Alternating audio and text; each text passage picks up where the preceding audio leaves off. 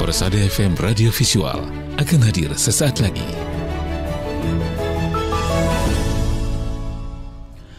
Bismillahirrahmanirrahim. Assalamualaikum warahmatullahi wabarakatuh. Radio kesayangan Anda Persada FM, Bilan Pas Kita dan keluarga. Siarkan kebenaran, tebarkan kasih sayang.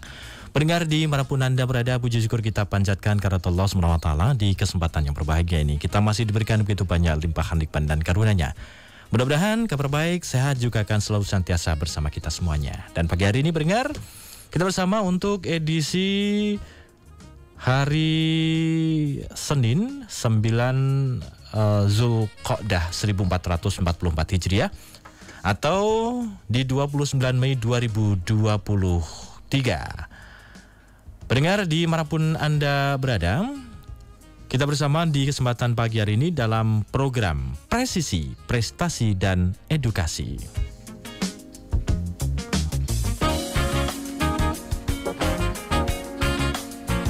Pendengar di manapun Anda berada, tentu nanti Anda juga dapat bergabung ya di telepon 0271638123 atau di SMS WA 081-393-809.000. Dan tentu Anda juga bisa meninggalkan komen baik di YouTube dan juga di Facebook. Karena untuk pagi hari ini pendengar kita live di YouTube dan juga di Facebook tentunya.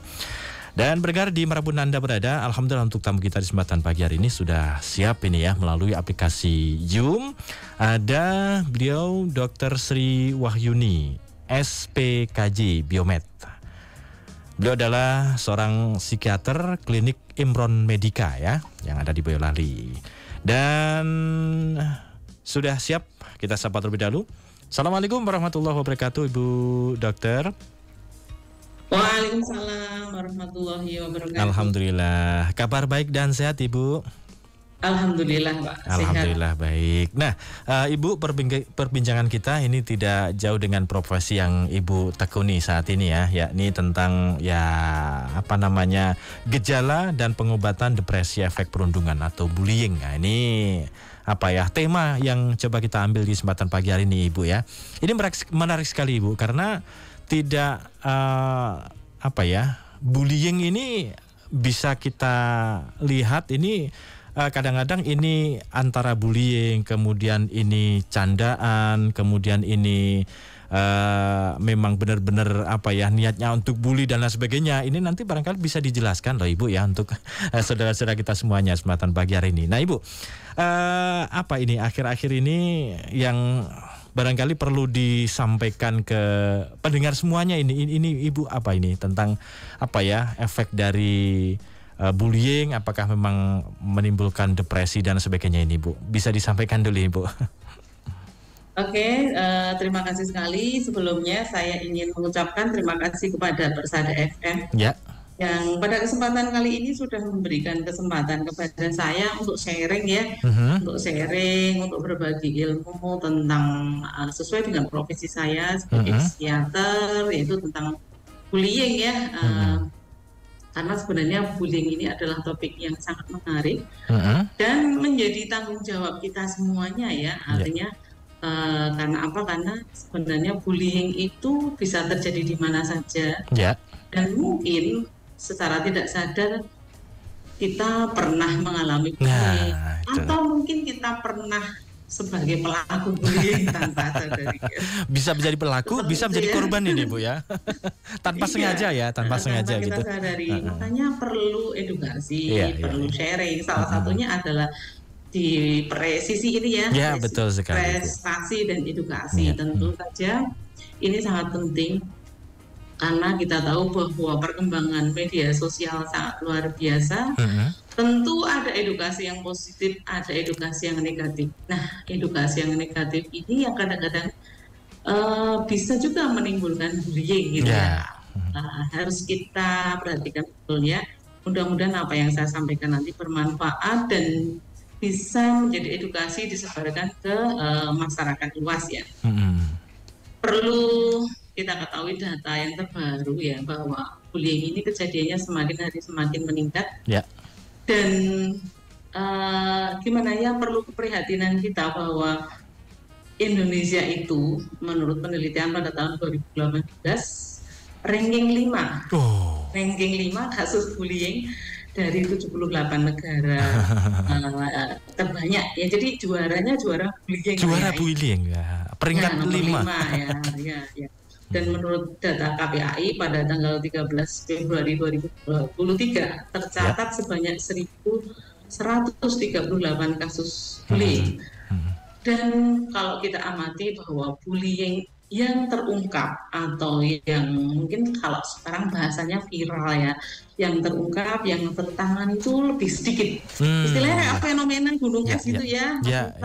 Betul. Yang terungkap itu hanya sedikit gitu ya. Yang tertangani kalau sudah viral baru ditangani. Ya, biasanya seperti itu Indonesia, Ibu. Iya, jadi sampai tuntas itu padahal sebenarnya banyak sekali kasus bullying ya. Karena ada yang ringan, ada yang sedang, ada yang berat, dan dampaknya juga luar biasa. Ini saya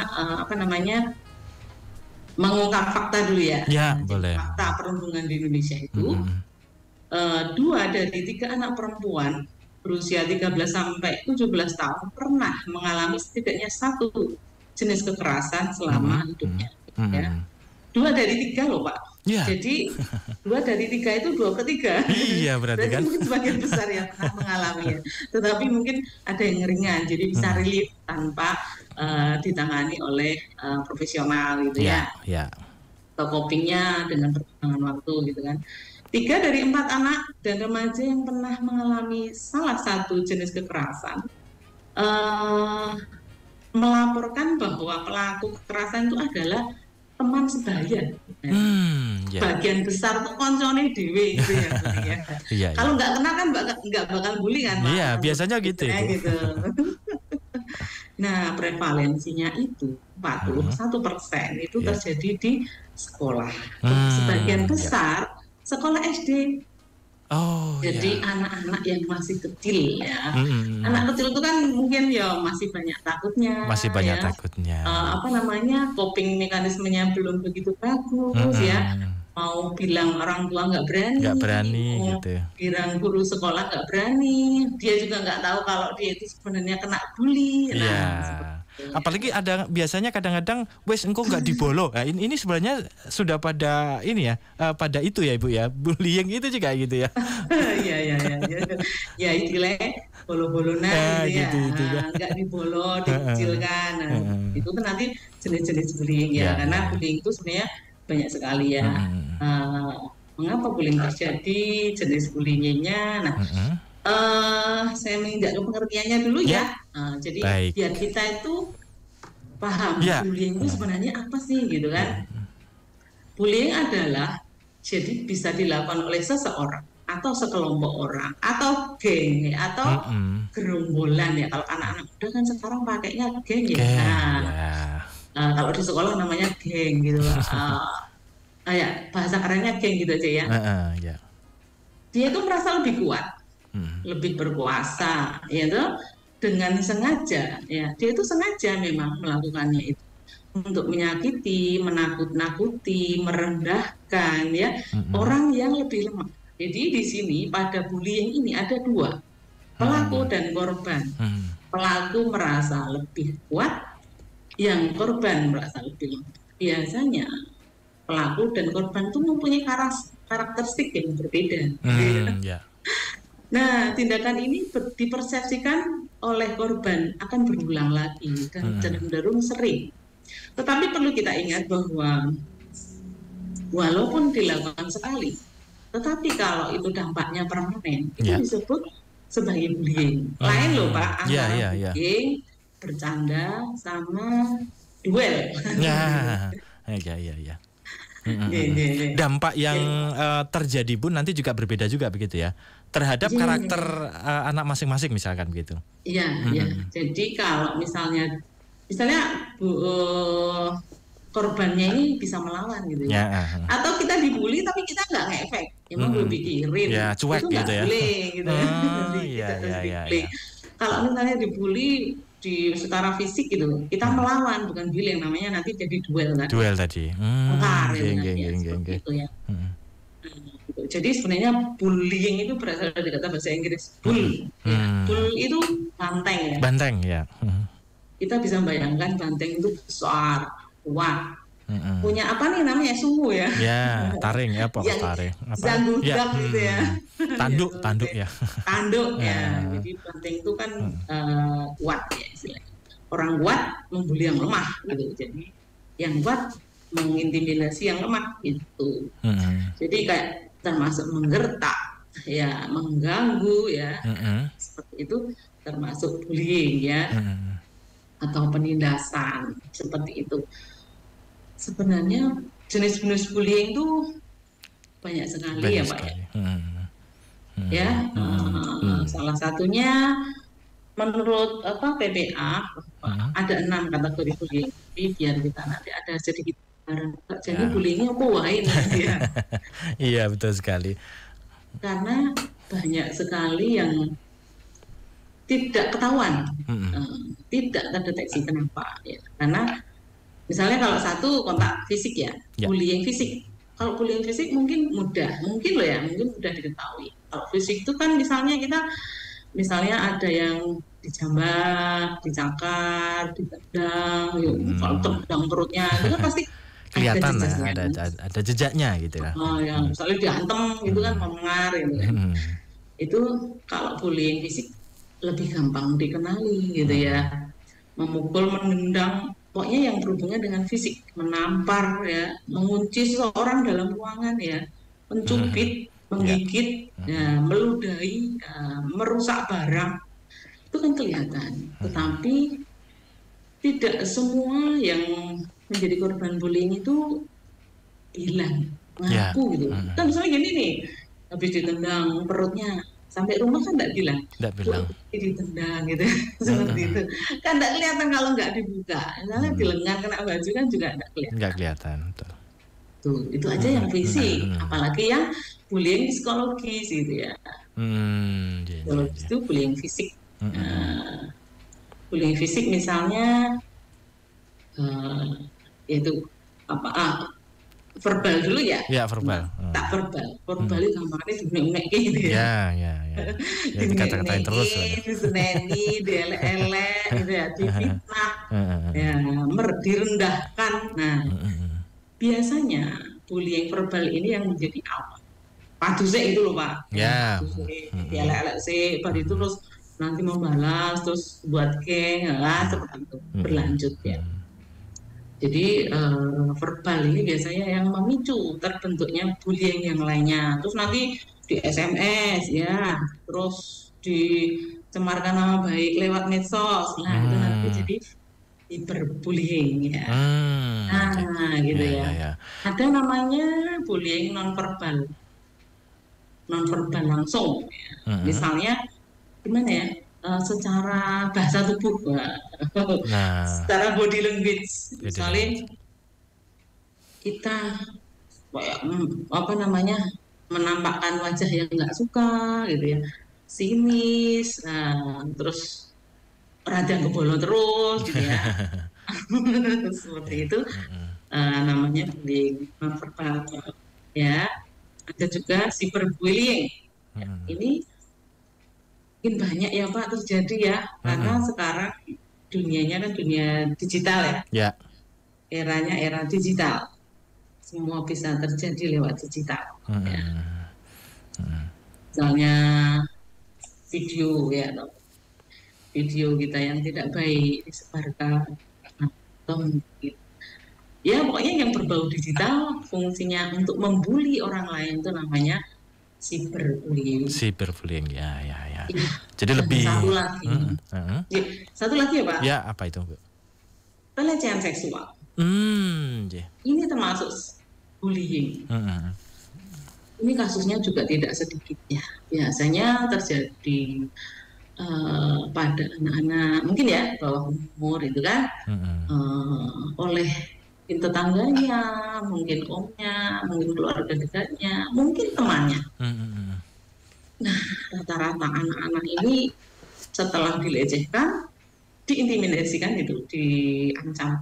Ojo ngomong sopol-opol ya, ojo lapor lo ya, berbahaya. Seperti itu. Jadi istilahnya kayak terpola ya Pak ya. Iya, begitu. Sudah terorganisir ya. Tersistematis gitu sudah kayaknya. Udah ada sistemnya ya. Nanti tak beli, tak ngene ya, seperti itu ya. Jadi itu seperti itu ya. Itu mungkin jenis-jenis bullying ya Pak ya. Jadi memang banyak sekali tadi dikatakan Ibu ya tentang bullying, baik itu sengaja ataupun tanpa sengaja. Awalnya barangkali tidak sengaja begitu ya. Tapi pada akhirnya nanti bisa jadi ini ya proses bullying dan akan bertambah pada korban gitu. Ya, ketika korban itu tidak kalau orang Jawa itu korbannya jirean gitu ya, jireh, kemudian nggak berani untuk mengungkap, nggak berani untuk melawan, kemudian dampaknya pada korban itu sendiri Bu ya berarti ya. Iya, betul. Jadi sebenarnya dampak bullying itu juga luar biasa ya. Artinya dampak bullying itu terjadi pada yang membuli, itu juga ada dampaknya. Oh gitu nggih? Iya, ada pada korban, ya toh. Ya. Nah, bagi korban tentu kita udah tahu dong apa dampaknya gitu. Kan mesti ya, mesti dampaknya kelihatan kalau pada korban ya jelas ya. Menurunkan intensitas mental ya, jadi psikosomatis. Yang pelaku mungkin yang belum kita ngeh ya, oh ternyata pelaku ya juga ada dampaknya juga ya, gitu loh. Ada ya, karena kalau sebagai pelaku bullying ya, sebagai yang melakukan bullying itu biasanya akan memiliki rasa percaya diri yang tinggi, terus kemudian dia agresif, dia impulsif, ya toleransi. Jadi istilahnya aku loh ya gitu kan. Jadi bullying itu kan sebenarnya ingin menunjukkan bahwa saya ini loh gitu ya. Ingin diakui bahwa saya ini lebih kuat loh dari kamu. Saya itu lebih tinggi lah daripada kamu gitu ya. Untuk mendominasi. Untuk mendominasi, berkuasa gitu ya. Iya, Pak. Dia merasa bahwa aku nek iso mbuli dhek berarti aku lebih hebat. Nah, seperti itu. Tapi itu juga enggak baik. Karena kalau pelaku bullying ini dibiarkan saja, pikirannya itu akan terobsesi terus gitu. Mungkin akan mencari mangsa baru. Dia akan mempertahankan istilah kekuasaannya gitu ya. Posisinya itu gitu. So, nanti aku kok dibully karo wong liya genti ya, seperti itu ya. Istilah kayak membangun singgasana bullying itu nggak bagus. Nah, dia kan juga akan mengganggu konsentrasi belajar. Akan fokus ke bullying tapi nggak memperhatikan bahwa dia itu sebenarnya harus belajar, harus menghargai orang lain. Ada etikanya gitu ya. Nah, seperti itu Pak. Jadi memang ada karakteristik sendiri sih Pak. Kenapa sih bisa terjadi bullying gitu? Kenapa sih? Ya karena satu ada kesempatan. Ada kesempatan terjadinya bullying. Ada yang merasa kuat.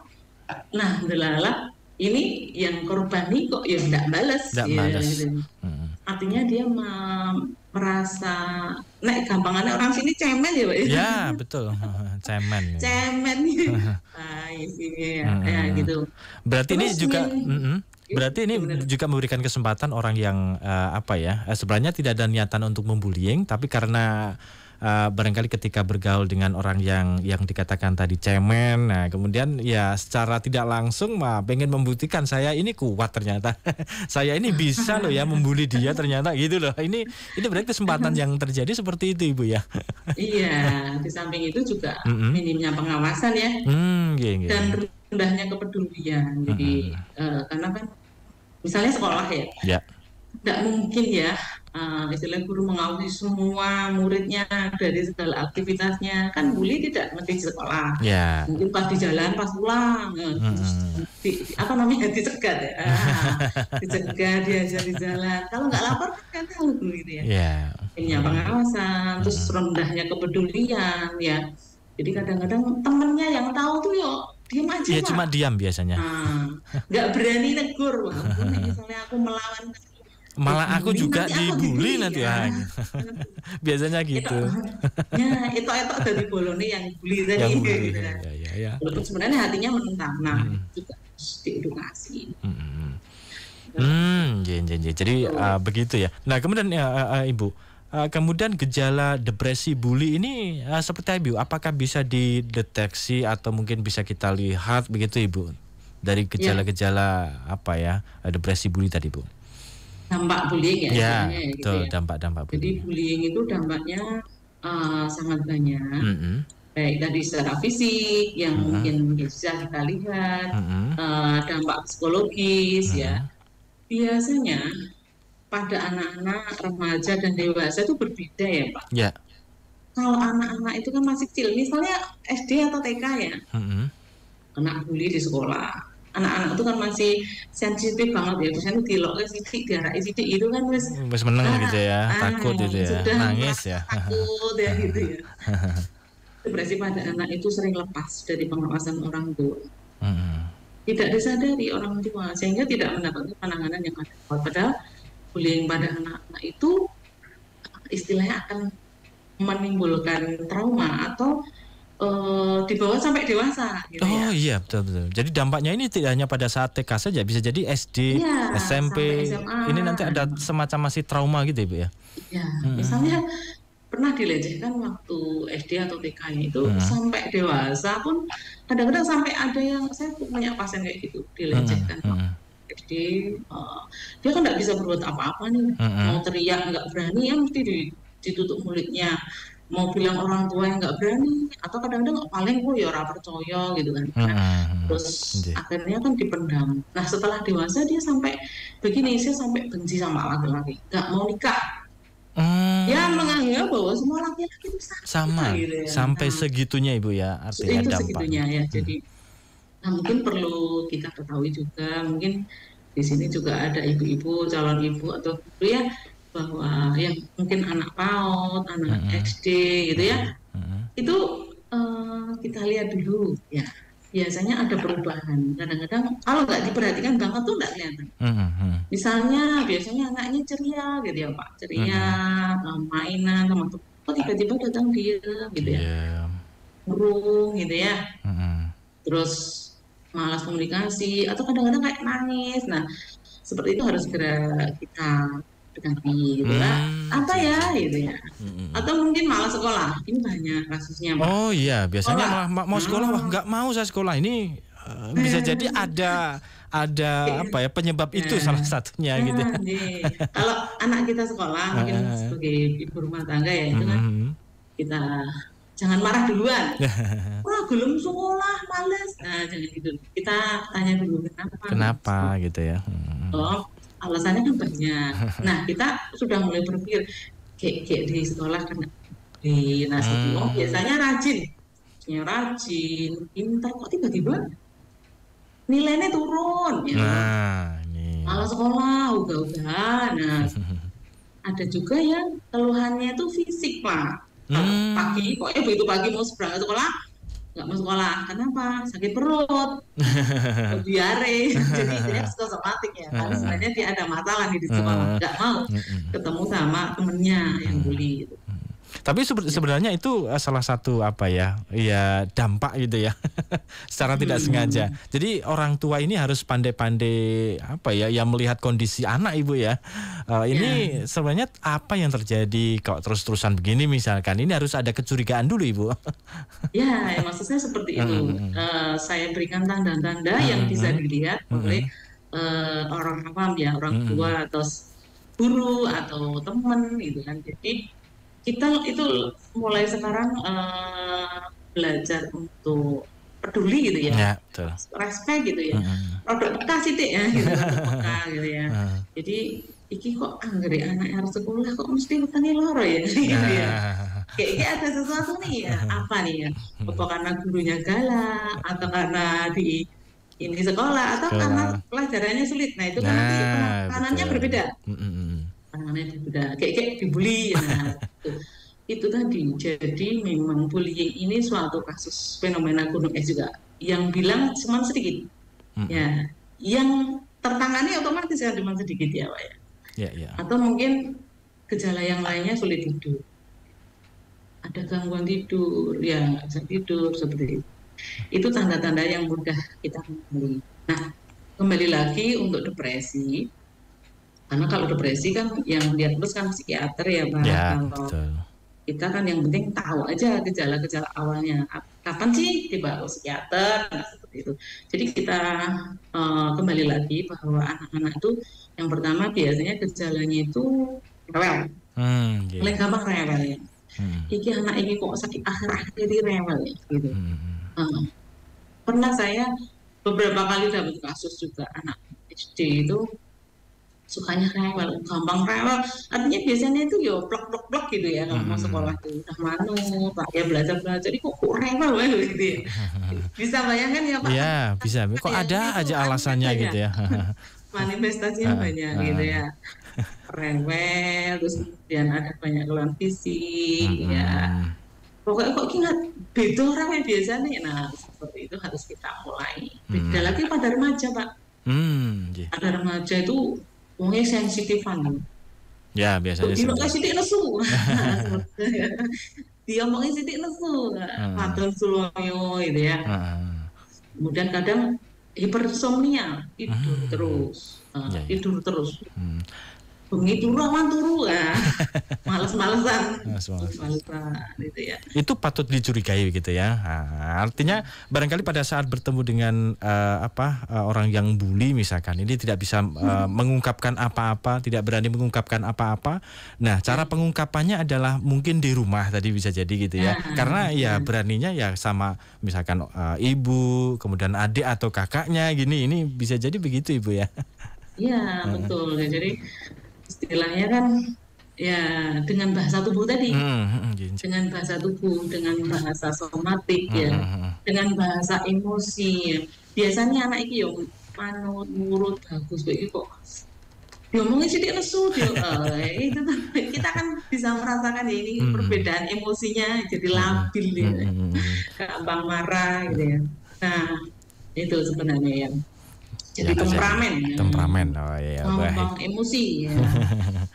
Ya, menarik sekali ini Ibu yang perbincangan kita. Namun kita mesti rehat dulu ini Ibu untuk menghadirkan informasi Ibu. Barangkali nanti untuk saudara kita yang ingin bergabung baik di telepon, WA ataupun komennya ya di YouTube, di Facebook, silahkan nanti Anda dapat bergabung ya di sesi yang kedua. Ibu, kita rehat dulu untuk menghadirkan informasi. Pendengar di manapun Anda berada, jangan kemana-mana, kami akan segera kembali setelah kami hadirkan informasi yang berikut ini. Baik, pendengar di manapun Anda berada, terima kasih untuk Anda yang masih bersama kami di kesempatan pagi hari ini, masih di program Presisi, Prestasi, dan Edukasi. Masih bersama dengan narasumber kami ada Ibu Dr. Sri Wahyuni, SPKJ Biomed, beliau adalah psikiater di Klinik Imron Medika. Dan tema kita masih tentang gejala dan pengobatan depresi efek perundungan atau bullying. Silakan Anda mendengar di manapun Anda berada bisa bergabung ya di telepon, kemudian WA, atau bisa meninggalkan komen chatnya ya di Facebook maupun di YouTube hingga nanti jam 10 pagi. Baik Ibu Dokter, masih mendengar ya suara kami ya. Kita lanjutkan perbincangan kita Ibu.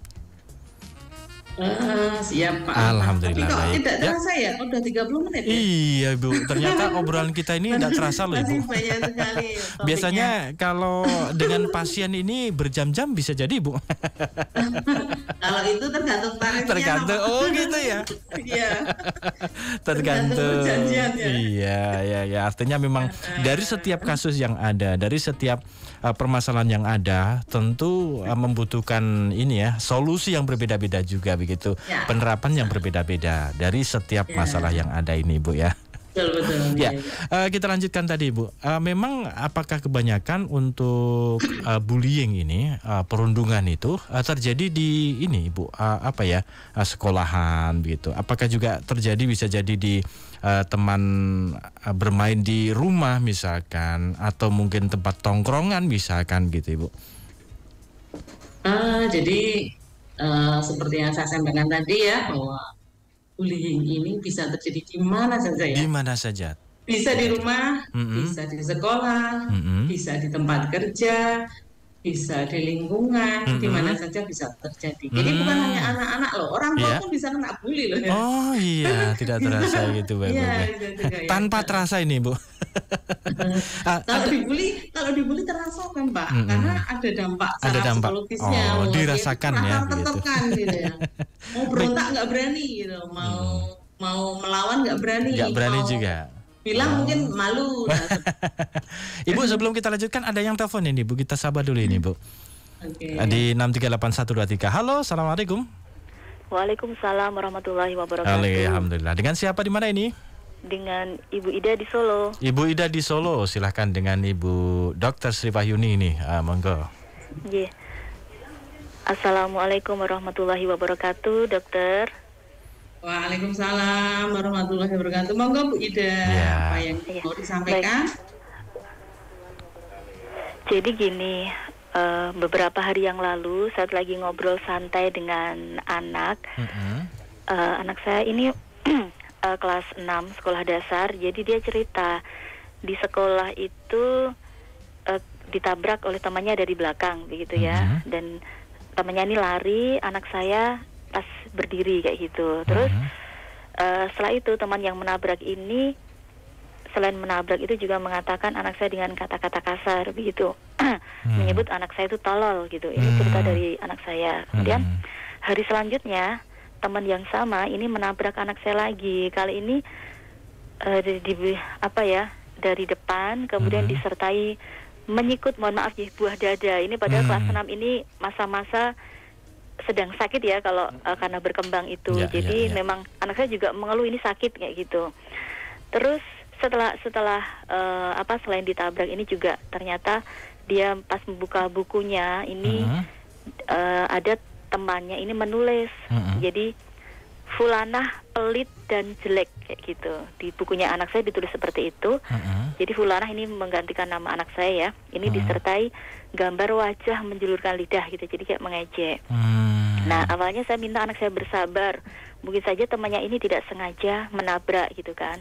Tapi setelah saya ketahui bahwa yang menabrak ini orang yang sama, ini mungkin saya sebagai seorang ibu kan juga jadi terpancing gitu kan. Akhirnya saya suruh anak saya ini agar berani melawan, agar tidak terus-terusan begitu jadi bulan-bulanan. Nah, melawan yang saya sarankan itu, kalau tadi ditabrak ya sudah, karena kamu badannya lebih kecil kamu balas pukul kayak gitu. Kalau nanti terus anak saya, aku nanti dipanggil BK, nggak apa-apa, dipanggil nanti kamu menjelaskan ke gurumu kenapa kamu memukul kayak gitu.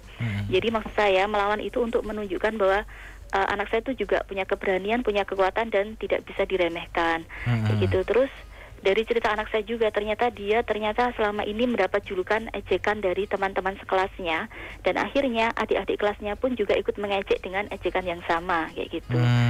Nah ini kondisi yang baru saya dengar dari anak saya beberapa hari yang lalu. Kemudian kalau tadi Ibu mengatakan bahwa bullying ini salah satunya disebabkan oleh rendahnya pengawasan, rendahnya kepedulian. Nah ini memang pas sekali juga dengan yang diceritakan anak saya gitu, karena dari cerita anak saya ini guru-guru sekolah ini bisa dikatakan permisif begitu terhadap murid yang suka berkata kasar, meletakkan kaki di atas meja, bahkan duduk di meja ya, seperti itu.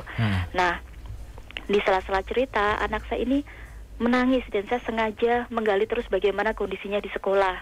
Dia cerita banyak hal dan terus menangis. Setelah menangis dia ngomong lagi, rasanya kok lega ya habis nangis, aku belum pernah merasa selega ini. Nah dari situ saya menyimpulkan kalau selama beberapa waktu belakangan ini memang dia tertekan tapi sengaja menahan diri tidak cerita gitu. Saya tanya ke anak, kok kamu nggak melawan? Aku nggak mau berkonflik kayak gitu. Terus ya bahkan anak saya ini mewanti-wanti agar saya tidak melaporkan ini ke gurunya karena nggak mau dikatakan sebagai tukang adu. Nah yang ingin saya tanyakan, apakah saya menyuruh anak saya melawan ini bisa dibenarkan begitu ya. Kemudian yang kedua, apa nasihat orang tua kepada anak yang mengalami bullying agar anak ini kuat mental dan tidak terus-menerus jadi bahan ejekan. Ini mohon saran dan masukan dari dokter agar kondisi ini nanti tidak menyebabkan anak saya jadi depresi begitu. Terima kasih jawabannya. Assalamualaikum warahmatullahi wabarakatuh. Sebelumnya Ibu, jangan ditutup dulu ya. Ibu, jangan ditutup dulu. Saya tanyakan dulu. Ibu. Malah terputus ini, Bu. Bisa nggak disambungkan lagi? Iya, coba nanti biar telepon lagi. Ada nggak? Jadi ini kok persis seperti yang saya sampaikan ya, Pak Miftah ya? Hampir. Ini menggambarkan, ini udah jelas bullying ya, artinya menggambarkan seperti itu ya. Ini kalau dari pertanyaannya Bu siapa nanti? Ibu Ida, Ibu Ida di Solo. Ibu Ida ya, Ibu Ida. Ini anaknya perempuan kali ya? Perempuan.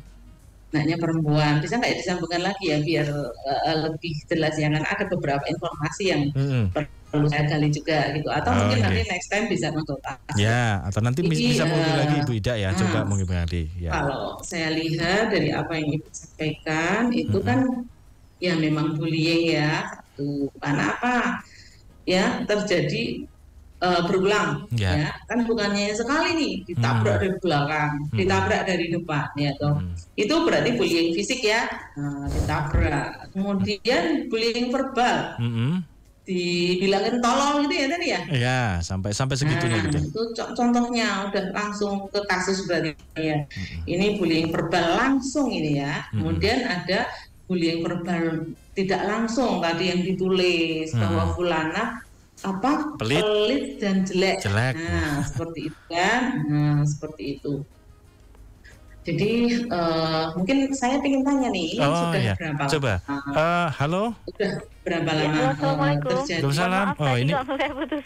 Ini Ibu Ida lagi ya. Baik. Nah, gimana? Monggo Ibu Dokter, apa yang coba digali lagi? Ya, Bu Ida, mungkin saya ada beberapa yang ingin saya tanyakan ya, biar lebih lagi. Ini putrinya ya, perempuan ya. Perempuan ya. Saya tidak bisa jelas mendengar suara Bu Dokter. Ini putri. Anaknya perempuan ya, Bu Ida? Betul. Ya. Perempuan ya? Ya. Anaknya perempuan atau laki? Perempuan ini kayaknya ini, Bu. Iya. Perempuan ya. Saat ini perasaan Bida seperti apa ya? Gimana? Coba. Perasaan Bida sekarang seperti apa? Apanya? Perasaan Ibu Ida bagaimana sekarang perasaannya? Perasaan saya? Iya. Nah, gimana dengan adanya kondisi putrinya ini barangkali begitu Ibu ya? Nah. Ya. Kalau perasaan saya terus terang sebelumnya khawatir. Kalau yang awal kemarin saya ya mikir terus gitu. Bagaimana ini supaya bisa tidak terus menerus terjadi seperti ini gitu. Ya. Ini udah berapa lama ya Bu terjadi? Kalau dari perkiraan saya ini dari awal tahun, karena gini, akhir tahun kemarin tuh anak saya tuh masih ngomong kalau nyaman di sekolah, seneng dengan teman-temannya, kemudian bahkan dia itu menyiapkan hadiah-hadiah buat temennya gitu. Kebetulan anak saya suka menggambar, suka nulis yang lucu-lucu. Dia sudah membungkus beberapa hadiah gitu yang mau dikasihkan ke temennya nanti kalau saat kelulusan kelas 6.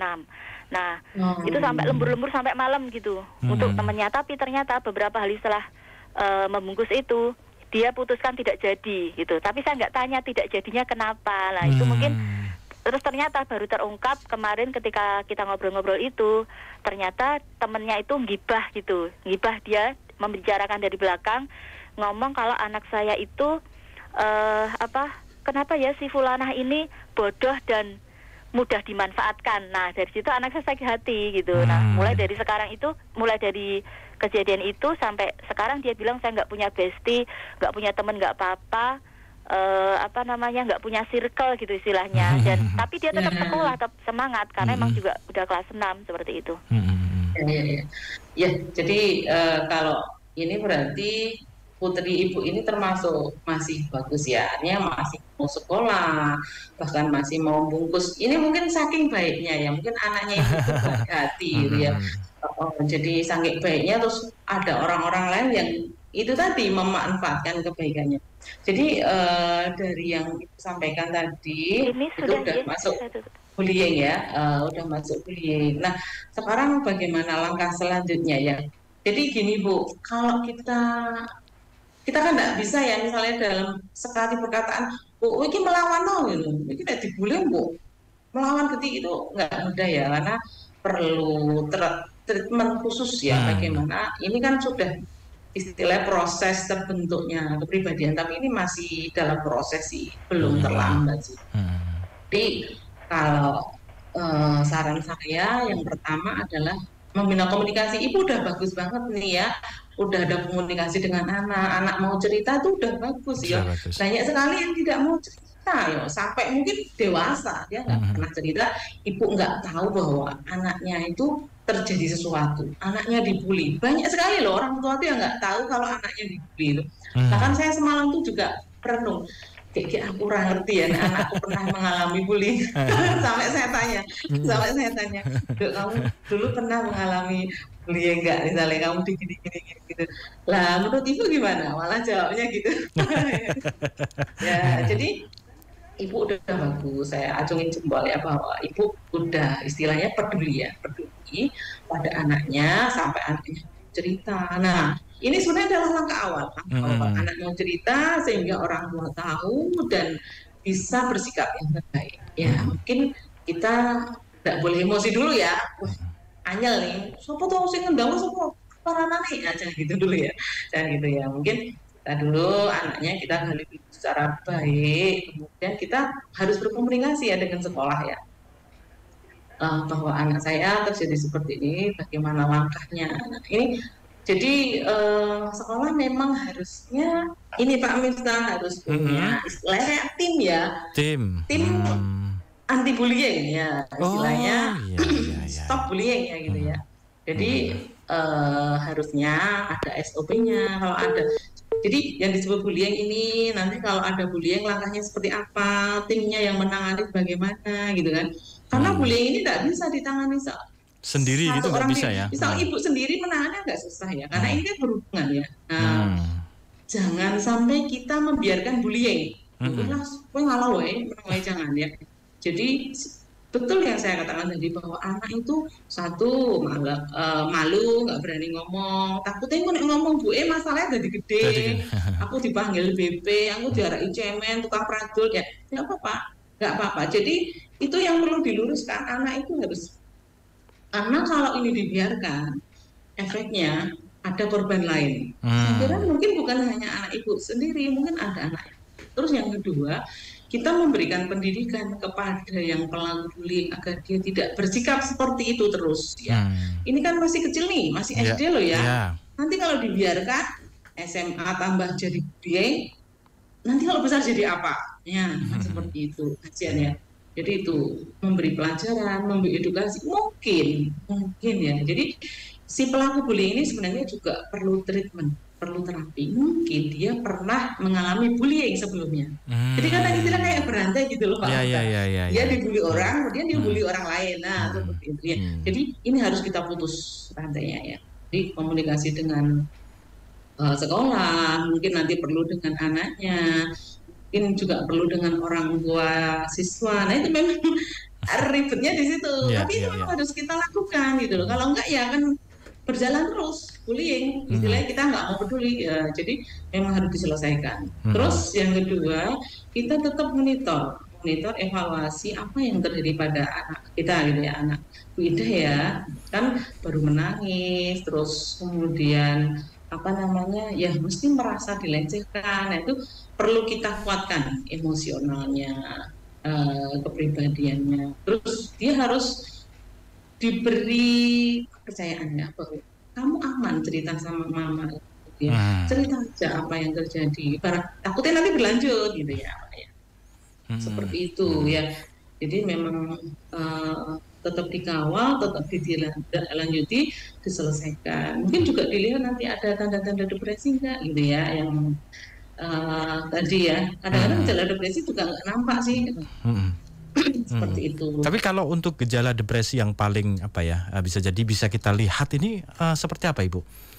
kan tidak terlihat. Mungkin bisa jadi terlihatnya ini ya memang sudah batas-batas yang tidak bisa ditahan lagi biasanya begitu kan. Oh ini anak sudah depresi tapi sudah kadung biasanya gini. Bagaimana? Ya, betul. Betul Pak Miftah, bahwa depresi itu ada yang ringan, ada yang sedang, ada yang berat. Gitu. Kalau berat mesti kelihatan, nggak mau sekolah, nangis terus, mesti di kamar, gitu, nggak mau makan. Nah ini dampak bullying itu bahaya ya, bisa menyebabkan kematian ya. Oh sampai segitu? Kalau fisik jelas, misalnya kayak dianiaya teman, bisa kan? Misalnya ditendang mukanya, ditendang perutnya itu istilah terjadi perdarahan otak bisa meninggal. Atau karena depresi ya. Jadi bullying kemudian korban depresi, putus asa, akhirnya nggak mau makan ya tuh, nggak mau ngapa-ngapain ya, akhirnya kan kayak kasus yang kemarin di mana ya itu ya, Tasikmalaya apa ya itu, sampai nggak mau makan terus karena itu udah terlambat, jadi udah nggak bisa ditangani lagi walaupun bawa ke rumah sakit seperti itu ya. Jadi kita stop bullying ya. Kejadian bullying harus diatasi, ditangani secara baik pada korban, pada pelaku maupun lingkungan gitu ya. Jadi sekolah harus gerak. Oh ini ada bullying gimana ya baiknya biar tidak terulang ya, dan tidak ada korban yang lain seperti itu. Harus penanganannya harus tidak dia sendiri, harus secara tersistem ya, dengan kerjasama dengan sekolah juga tentu ya. Sekolah lingkungan semuanya harus bersama-sama. Kalau sudah tidak bisa diatasi atau terjadi depresi, ya kita bawa ke psikiater untuk datang. Karena gini, kalau depresinya masih ringan, mungkin masih bisa dengan konseling atau dengan wawancara atau dengan penguatan. Tapi kalau udah sedang berat, itu sudah terjadi gangguan neurotransmitter di otak, gitu kan? Nah itu perlu obat. Karena tanpa obat sulit untuk membaik seperti itu. Jadi kalau ringan oke lah, konseling mungkin dengan banyak nasihat itu ya. Dengan psikolog itu bisa. Tapi kalau sudah sedang berat, ya ke psikiater. Jadi mungkin di sekolah ada tim, nanti dia ada jejaring atau misalnya kalau ini udah nggak bisa tak tangani, tak rujuk ke dokter ini. Nah seperti itu Pak. Jadi ada batasannya. Nah kapan sih kita berpikir untuk merujuk atau sampai batas mana? Apa ya di toko warung dicoba ditangani dewi terus enggak ya? 2 bulan, 2 bulan belum ada, 2 minggu sama apa? 2 minggu belum ada progres, belum ada, segera dibawa ke ahlinya, psikolog atau mungkin psikiater. Tepat gitu ya, artinya harus ke ahlinya kalau memang sudah memang ya sudah tahap tadi ya parah lah istilahnya gitu ya. Dikatakan. Aja diendende gitu ya. Jangan diendende. Oh ini sudah terlihat, sudah terlihat berbeda dengan dari kebiasaan. Nah ini perlu menjadi perhatian gitu ya. Biasanya anaknya ceria, kok ini sukanya diam. Ya ini berarti sudah ada tanda-tanda sebenarnya gitu Ibu ya. Ya betul. Maka kepedulian dari keluarga, kemudian lingkungan, apalagi sekolah ini juga sangat-sangat perlu diperhatikan gitu ya. Makanya jangan di sekolah ini perlu ada misalkan gerakan stop anti bullying misalkan. Nah ini penting sekali juga ya untuk sekolah begitu. Harus itu Pak, harus itu. Baik Ibu, tapi ini waktu sudah berakhir nih Bu. Sudah tidak terasa ini Bu. Wah ini harus butuh banyak waktu lagi loh ini membedah tentang materi bullying, pembuli atau yang dibully. Wah ini butuh waktu banyak lagi nih Bu. Tapi mudah-mudahan nanti di lain waktu Ibu bisa bergabung lagi nih Bu ya, untuk berbagi ilmunya lagi nih Bu. Atau nanti bisa langsung bisa jadi nanti ke tempat praktek Ibu ini langsung ya. Nah, di mana Ibu tempat prakteknya? Saya ya di mana? Saya kan kalau di klinik Pratama Imron Medika sebagai owner ya, pengelola atau pimpinannya. Tetapi kalau praktek psikiater saya di Pria Jiwa Bahagia itu ya di ruko sebelah klinik Imron Medika ya, tepatnya di Barat Bandara. Oh Barat Bandara, ya di pinggir jalan gampang kok. Search aja nih Pria Jiwa Bahagia gitu di Google Map dah.